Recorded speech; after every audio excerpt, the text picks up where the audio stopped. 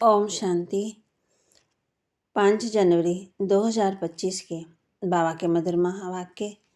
बाबा कहते, मीठे बच्चे, बाप के श्रीमत से तुम मनुष्य देवता बनते हो। गीता का ज्ञान और राजयोग तुम्हें संपूर्ण पावन बना देता है। बाप की श्रीमत से तुम मनुष्य देवता बनते हो। गीता का ज्ञान और राजयोग तुम्हें संपूर्ण पावन बना देता है।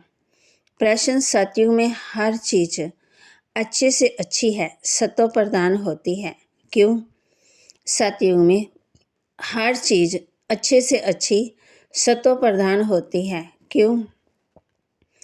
उत्तर, क्योंकि वहाँ मनुष्य सतो प्रदान है। जब मनुष्य अच्छे हैं तो सामग्री भी अच्छी है, और मनुष्य बुरे हैं तो सामग्री भी नुकसानकारक है। सतो प्रदान सृष्टि में कोई भी वस्तु अप्राप्त नहीं, कुछ भी नहीं कहीं से मांगना पड़ता है।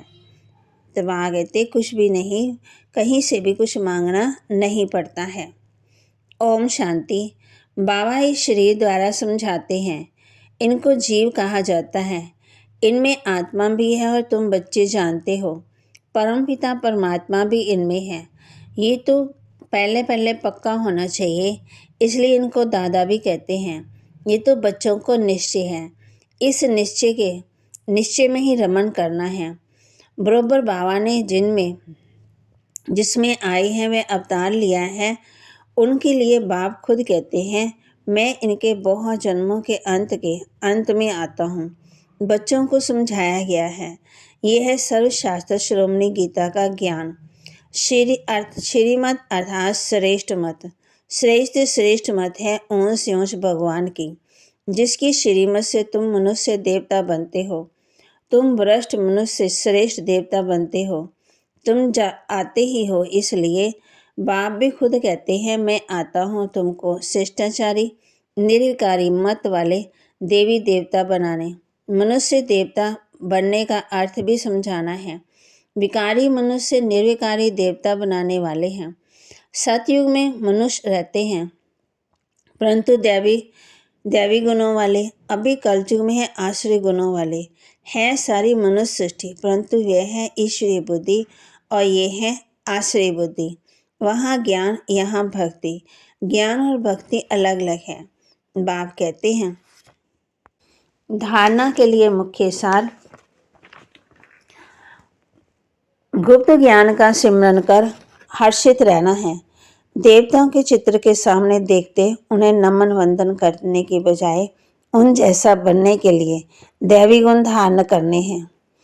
गुप्त ज्ञान का सिमरन कर हर्षित रहना है।